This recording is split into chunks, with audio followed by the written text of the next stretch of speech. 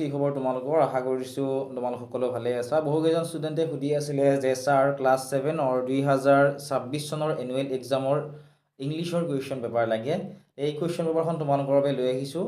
Question পেপাৰখনৰ সময় আছিলে 2 ঘণ্টা আৰু এই কুৱেশ্যন পেপাৰখন 50 মাৰ্কছৰ হয়। ঠিক আছে, যদিও তোমালোক 100 মাৰ্কছৰ কুৱেশ্যন পেপাৰ লাগে, তোমালোকে এটা কমেণ্ট কৰি জনাবা যে আমাক ছাৰ 100 মাৰ্কছৰ কুৱেশ্যন পেপাৰ লাগে, আমি তোমালোক 100 মাৰ্কছৰ কুৱেশ্যন পেপাৰ দিবলৈ চেষ্টা কৰিম। এতিয়া চাওঁ আহা ফাৰ্ষ্ট কুৱেশ্যনটো আছিল 1 নম্বৰটো যে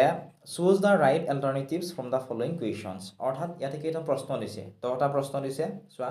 প্ৰতিটো 1 নম্বৰত 10 নম্বৰ আছিল আৰু প্ৰত্যেকটো প্ৰশ্নতে 4টাকৈ অপশ্যন দিছে। চোৱা, এই 4টা অপশ্যনৰ এটা কাৰেক্ট অপশ্যন, সেই কাৰেক্ট অপশ্যনটো তোমালোক বিচাৰি উলিয়াবলৈ গৈছে। এতিয়া ফাৰ্ষ্ট যিটো কুৱেশ্যন আছিল এইটো কি দিছে চোৱা, কল্পনা অৰ্থাৎ কল্পনা 1, ঠিক আছে, কল্পনা 1 ৱাজ, এতিয়া কল্পনা 1 কি আছিলে সুধিছে, এন এষ্ট্ৰনাট, ঠিক আছে, এজন এষ্ট্ৰনাট আছিল নে এজন চোল্ডাৰ আছিলে। ইণ্ডিয়াছ নম্বৰটো আছিল India's first satellite build to study weather conditions, ঠিক আছে, বতৰৰ অৱস্থা অধ্যয়ন কৰিবলৈ নিৰ্মিত ভাৰতৰ প্ৰথমটো উপগ্ৰহ আছিলে নে অপশ্যন নম্বৰ ডি দিছিলে স্পেচ ক্ৰাফ্ট, এটা স্পেচ ক্ৰাফ্টৰ নাম আছিলে। এই 4টা অপশ্যনৰ ভিতৰত কোনটো কাৰেক্ট হ'ব কমেণ্ট কৰা তোমালোকে। কাৰেক্ট এনচাৰ হ'ব অপশ্যন নম্বৰ চিত থকাটো, ঠিক আছে।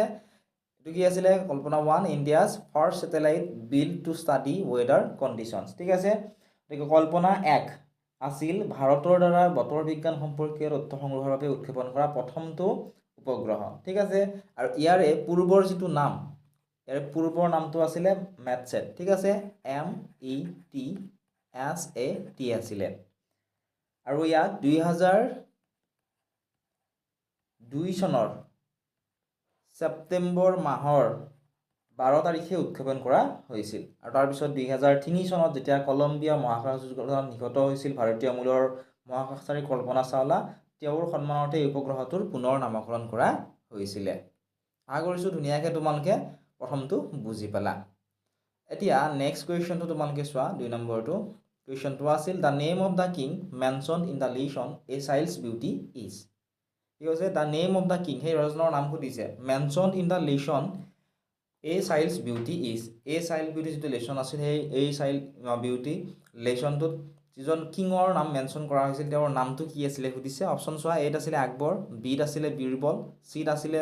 চেলিম আৰু অপশ্যন নম্বৰ ডিত আছিলে ভাৰত। এই 4টা অপশ্যনৰ ভিতৰত কোনটো অপশ্যন কাৰেক্ট হ'ব তোমালোকে আমাক কমেণ্ট ছেকশ্যনত কমেণ্ট কৰি জনোৱাচোন। কিমান কৰিছা নিজকে তোমালোকে টেষ্ট কৰা, ঠিক আছে। কিংজনৰ নাম কি আছিল, যিজন কিঙৰ বিষয়ে উল্লেখ আছিল এ চাইল্ড বিউটিত। কুৱেশ্যনটিৰ কাৰেক্ট যিটো আনচাৰ সেয়া হ'ব অপশ্যন নম্বৰ 8 থকাটো, ঠিক আছে, আকবৰ আছিলে। Option A correct answer.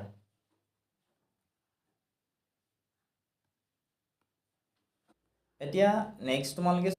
Question number 3, কুৱেশ্যনটো আছিল the job that we do earn money when we grow' up is called. কি কৈছে ইয়াত, আমি ডাঙৰ হৈ যিটো উপাৰ্জন কৰিবৰ কাৰণে যিটো কাম কৰোঁ তাক কি বুলি কোৱা হয় সুধিছে। অপশ্যন এ আছিলে টিচাৰ অৰ্থাৎ শিক্ষক, অপশ্যন বিত আছিলে প্ৰফেশ্যন অৰ্থাৎ বৃত্তি, অপশ্যন চিত আছিলে ডক্তৰ আৰু অপশ্যন নম্বৰ ডিত দিছিলে নেশ্যন অৰ্থাৎ ৰাষ্ট্ৰ। এতিয়া তোমালোকে কোৱাচোন এইটো কি বুলি কয়, আমি ডাঙৰ হৈ ধন উপাৰ্জন কৰিবলৈ যিটো কাম কৰোঁ তাক কি বুলি কোৱা হয়, টিচাৰ বুলি কয় জানো? এতিয়া সকলো যদি টিচাৰে হয় বেলেগ কাম কোনে কৰিব, হয়নে? গতিকে টিচাৰ হ'বনে? টিচাৰ নহয়, এইটো ইনকাৰেক্ট। ডক্টৰো নহ'ব, ডক্টৰো ইনকাৰেক্ট, নেশ্যনো হ'ব ইনকাৰেক্ট, ঠিক আছে। অপশ্যন নম্বৰ বিটো হ'ব কাৰেক্ট, ঠিক আছে। The job that we do earn money when you grow' up is called profession. তাক কি বুলি কোৱা হয়, আমি ডাঙৰ হৈ ধন উপাৰ্জন কৰিবলৈ কৰা কামটোক বৃত্তি বুলি কোৱা হয়। আশা কৰিছোঁ ধুনীয়াকৈ তোমালোকে বুজি পালা। এতিয়া কুৱেশ্যন নম্বৰ 4 চোৱা, কুৱেশ্যনটো আছিল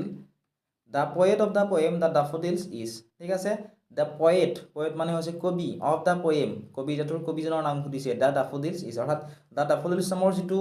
কবিতা আছে কবিতাটোৰ পয়েটজন কবিজনৰ নাম কি সুধিছে। অপশ্যন এত আছিলে জন কিটছ, অপশ্যন বিত আছিলে উইলিয়াম বাটাৰ হেডছ, অপশ্যন চিত আছিলে উইলিয়াম শ্বেক্সপিয়াৰ, অপশ্যন নম্বৰ ডিত আছিলে William Wordsworth.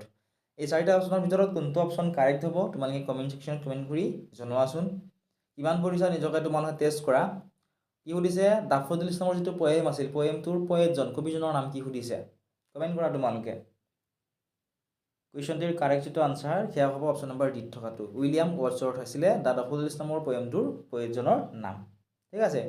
Option number D correct answer হ'ব নেক্সট তোমালোকে 5 নম্বৰটো চোৱা ডেছ ডান্স বিচাইড দ্য ডেফোডিলছ ইয়াতে অপশ্যন চোৱা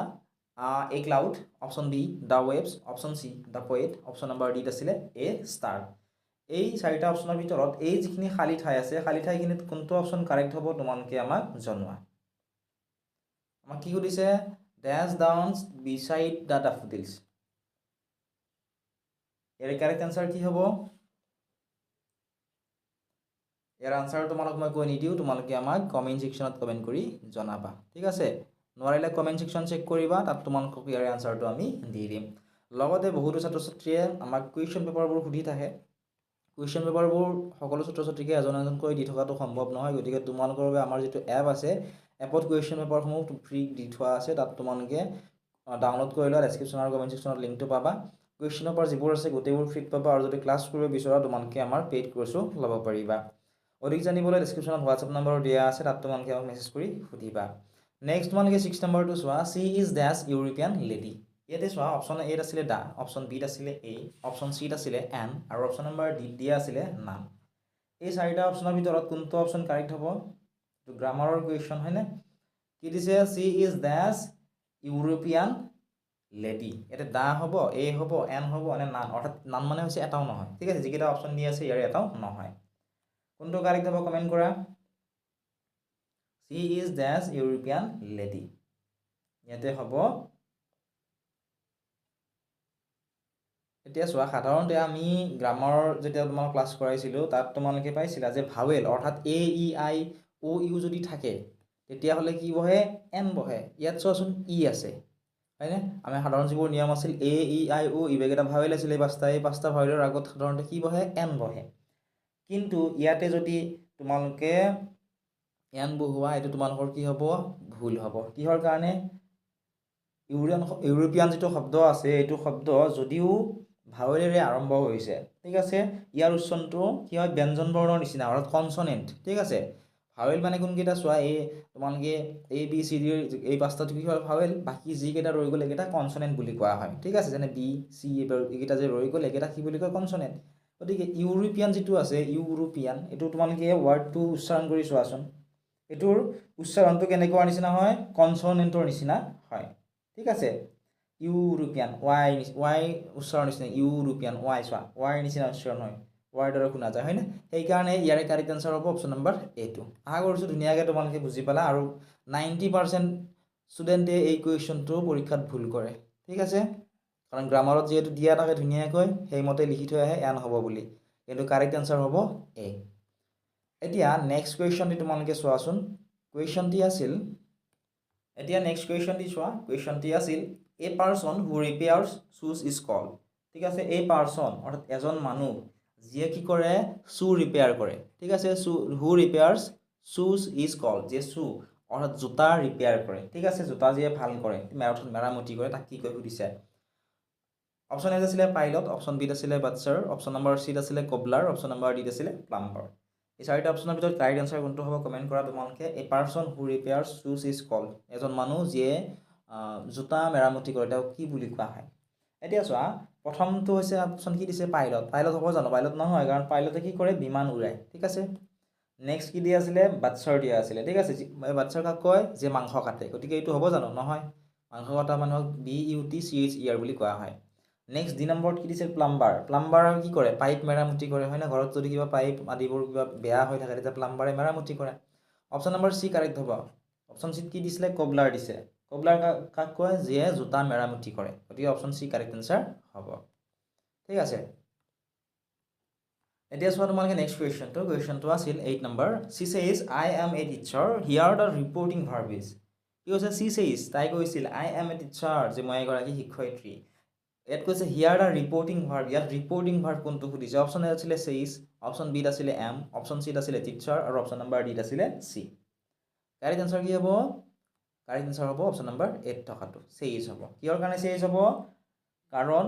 ই কি কৰিছে ৰিপৰ্টেড স্পীচটো কি কৰিছে আৰম্ভণি কৰিছে যেনে she says I am a teacher গতিকে অপশ্যন এইটোৱে কাৰেক্ট আনচাৰ হ'ব নেক্সট কুৱেশ্যনটো তোমালোকে এতিয়া চোৱা কুৱেশ্যনটি আছিল 9 number I forgot to bring my book here the finite verb is option এত আছিলে ব্ৰিং অপশ্যন বিত আছিলে বুক অপশ্যন চিত আছিলে ফৰগট আৰু অপশ্যন নম্বৰ ডিত আছিলে মাই এই অপশ্যনকেইটাৰ ভিতৰত কাৰেক্ট এনচাৰ কোনটো হ'ব তোমালোকে আমাক কমেণ্ট ছেকশ্যনত কমেণ্ট কৰি জনোৱা ইয়াতে কি কৈছে I forgot to bring my book here the finite verb is ইয়াৰে ফিনিট ভাৰ্ব কোনটো সুধিছে যিসকল ছাত্ৰ ছাত্ৰীয়ে জানা তোমালোকে কমেণ্ট ছেকশ্যনত কমেণ্ট কৰি জনাচোন ইয়াৰে কাৰেক্ট এনচাৰ কি হ'ব হিয়াৰ দ্য ফিনিট ভাৰ্ব ইজ ইয়াৰে ফিনিট ভাৰ্ব কোনটো হ'ব ফিনিট ভাৰ্ব মানে হৈছে অসমীয়াত যে তোমালোকে পাইছিলা সমাপিকা ক্ৰিয়া অসমাপিকা ক্ৰিয়া ইয়াৰে ফিনিট ভাৰ্ব মানে এইটো এটা সমাপিকা ক্ৰিয়া বুলি ক'ব পাৰা ঠিক আছে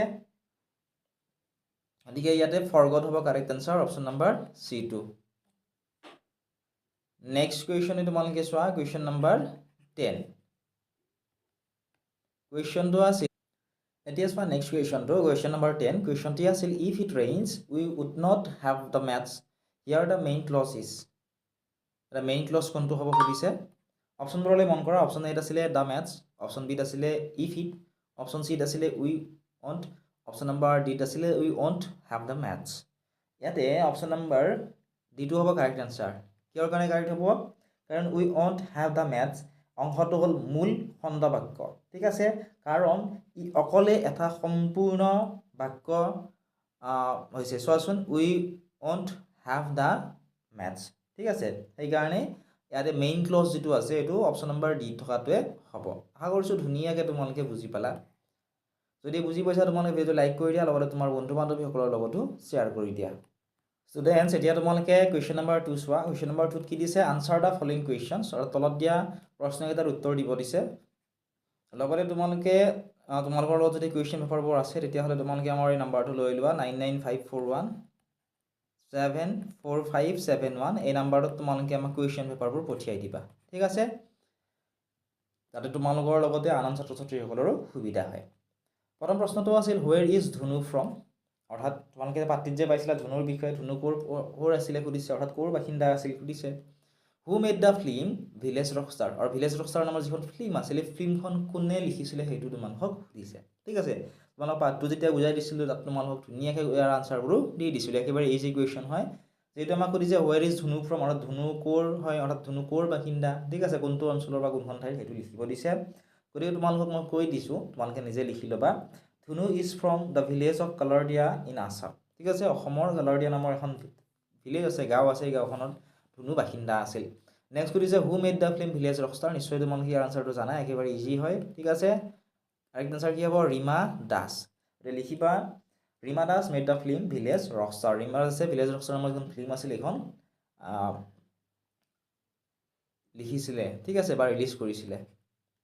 নেক্সট কুৱেশ্যন হোৱাট ডিড ধনু decide to do after the meeting the musicians at A local event আমাক কি সুধিছে হোৱাট ডিড দ্য ধনু decide to do after meeting the musicians at A local event কি হ'ব এইটো আনচাৰ কমেণ্ট কৰাচোন যিসকল ছাত্ৰ ছাত্ৰীয়ে জানা এনেকুৱা ধৰণৰ আনচাৰে তোমালোকৰ পৰীক্ষাত আহি থাকিব ঠিক আছে গতিকে কমেণ্ট কৰা কাৰেক্ট এনচাৰটো হ'ব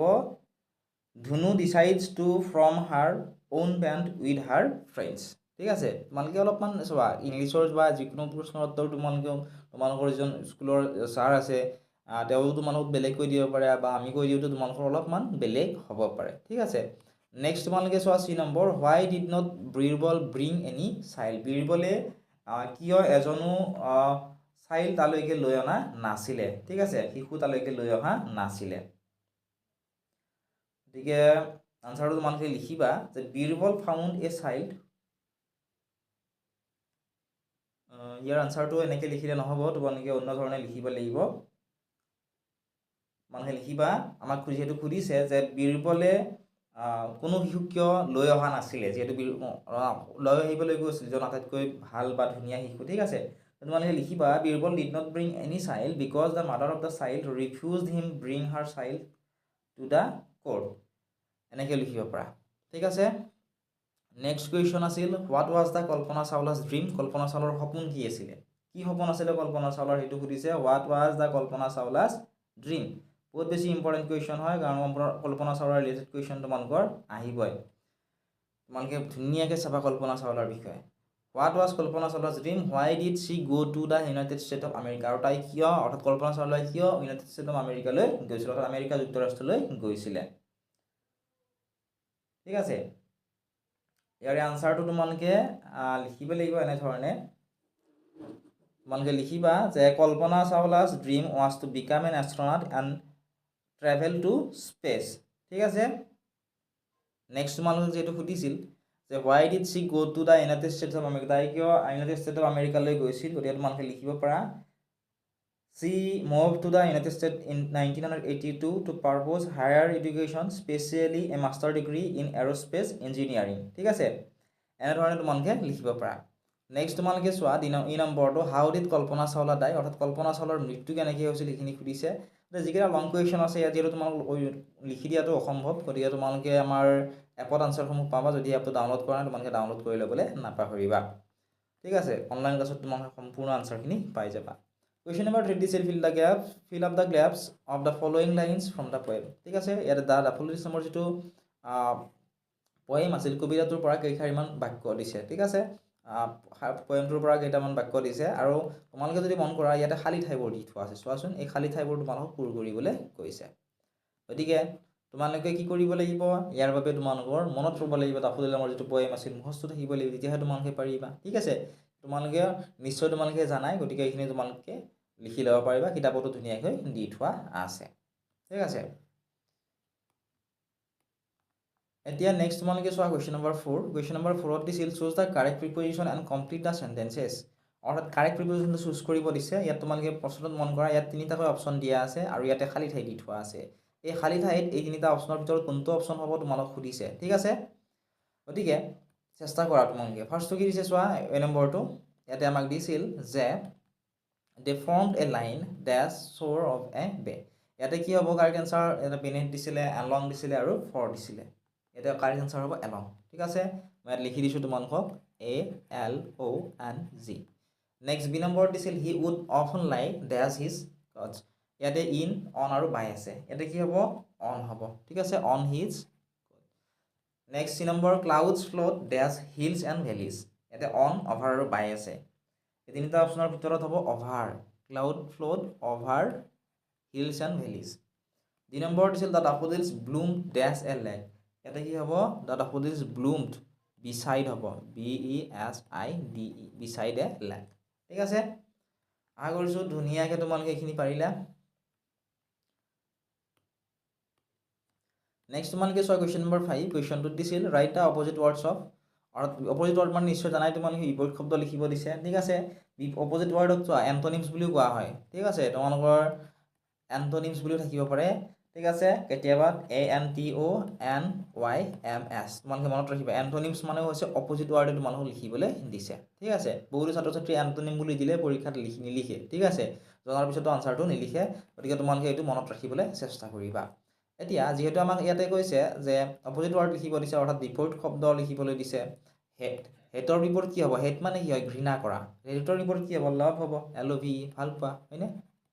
একেবাৰে ইজি কিং মানে কি হয় ৰজা কিঙৰ অপজিট কি হ'ব কিঙৰ অপজিট হ'ব কুইন ঠিক আছে Q U double E N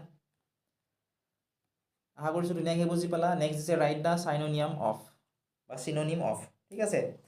চিনোনিম মানে কি হয় অসমীয়াত যেনেকৈ তোমালোকে পাইছিলা সমাৰ্থক শব্দ অৰ্থাৎ একে অৰ্থ বুজোৱা শব্দ ঠিক তেনেকৈ ইংলিছত হৈছে চিনোনিম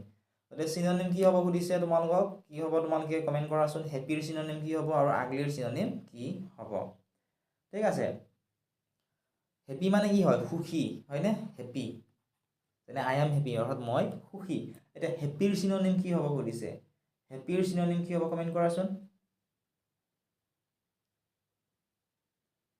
হেপিৰ চিনোনিম কি হ'ব তোমালোকে কমেণ্ট কৰা কিমান কৰিছা নিজকে তোমালোকে টেষ্ট কৰা কাৰণ এনেকুৱা ধৰণৰ প্ৰশ্ন তোমালোকৰ ক্লাছ 8তো আহিব 9তো আহিব ঠিক আছে হেপিৰ চিনোনিম কি হ'ব জয়ফুল লিখিব পৰা জয়ফুল JOYFUL জয়ফুল লিখিব পৰা গ্লেড লিখিব পৰা GLAD গ্লেড ঠিক আছে ঠিক তেনেকৈ আগলি মানে কি দেখাত বহুত বেয়া ঠিক আছে কুৎসিত যাক অসমীয়াত আমি কুৎসিত বুলি কওঁ গতিকে এইটো কি হ'ব আগলি দেখাত বেয়া আনএট্ৰাক্টিভ হ'ব ঠিক আছে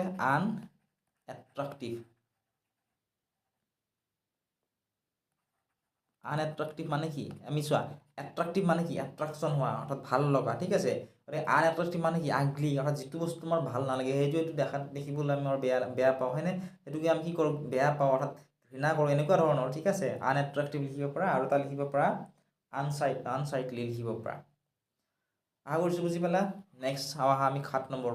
প্ৰশ্নটো আছিল চেঞ্জ দ্য ভইচ চেঞ্জ কৰিব দিছিল এই নম্বৰটো কি দিছে চোৱা the tiger kill the deer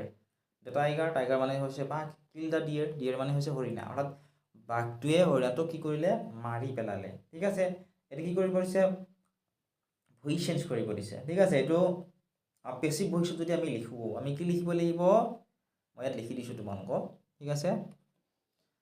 আমি লিখিব পাৰোঁ যে the deer was deer was killed KILLED killed by the tiger. The deer was killed by the tiger. ঠিক আছে বি নম্বৰত কি দিছে we are learning English grammar এইটো যদি আমি ভইচ চেঞ্জ কৰোঁ এইটো কি হ'ব এইটো আমি লিখিব পাৰোঁ তলত লিখি দিছোঁ তোমালোকক চোৱাখিনি বি নম্বৰটো এবাৰ লিখি দিম চাবা English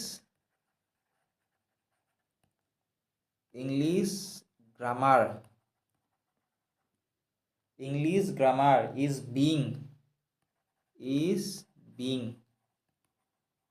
learned by us ঠিক আছে আশা কৰিছোঁ বুজি পালা English grammar is being learn by us হ'ব নেক্সট কি দিছে চোৱাচোন ইয়াতে কাৰেক্ট টেন্স দিছে correct tense of the verb given in brackets and rewrite the sentences প্ৰথমতে কি দিছে আই গ' টু ইয়'ৰ হোম টুমৰো দিছে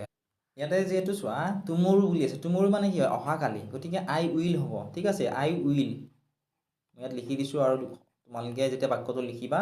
আইৰ পিছত উইল লিখিবা তাৰপিছত লিখিবা go' I will go' to your home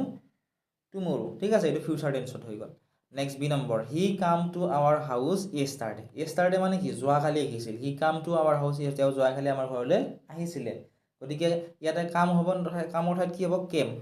he কেম অৰ্থাৎ আহিছিল পাষ্ট টেন্স য়েষ্টাৰডে পাষ্ট টেন্সত বুজাইছে পাষ্ট টেন্স মানে হৈছে অসমীয়া যেনেকৈ তোমালোকে বৰ্তমান কাল পাইছিলা অতীত কাল আৰু ভৱিষ্যত কাল পাইছিলা হয়নে ঠিক একেধৰণে পাষ্ট টেন্স মানে হৈছে অতীত কাল ঠিক আছে আৰু টুমৰো অৰ্থাৎ অহাকালি অৰ্থাৎ ফিউচাৰ টেন্স ভৱিষ্যতৰ কথা বুজাইছে যিটো বস্তু এতিয়ালৈকে হোৱাই নাই ভৱিষ্যতে হ'বহে গতিকে বি নম্বৰত দেখিবা he came to our house yesterday C নম্বৰত দিছিল the earth move round the sun এইটো হৈছে ইউনিভাৰ্চেল ট্ৰুথ হয় অৰ্থাৎ এইটো কোনো চিৰসত্য বাক্য ঠিক আছে এইটো হৈছে চিৰসত্য বাক্য কাৰণ এই পৃথিৱীখন সূৰ্যৰ চাৰিওফালে ঘূৰি থাকে এইটো কোনোদিন চেঞ্জ নহয় গতিকে এইটো একেধৰণে থাকিব দ্য আৰ্থ মুভছ হ'ব ঠিক আছে এছ লগ লাগিব moves round the sun S লগে লাগিব কাৰণ এইটো কি হয় চিৰসত্য বাক্য আশা কৰিছোঁ ধুনীয়াকৈ তোমালোকে এইখিনিলৈকে বুজি পালা যদি বুজি পালা তোমালোকে ভিডিঅ'টো লাইক কৰি দিয়া আৰু তোমাৰ বন্ধু বান্ধৱীসকলৰ লগতো শ্বেয়াৰ কৰি দিয়া কুৱেশ্যন পেপাৰ যদিহে আছে আমালৈ পঠিয়াই দিবলৈ নাপাহৰিবা লগতে তোমালোকক যদি কুৱেশ্যন পেপাৰসমূহ লাগে এপটো ডাউনলোড কৰি ল'বা তাত তোমালোকে কুৱেশ্যন পেপাৰবোৰ পাই যাবা ইয়াৰ ৰিলেটেড যদি কিবা তোমালোকৰ ডাউট থাকি গ'ল কমেণ্ট ছেকশ্যনত সুধিবলৈ নাপাহৰিবা আমি তোমালোক হেল্প কৰিবলৈ চেষ্টা কৰিম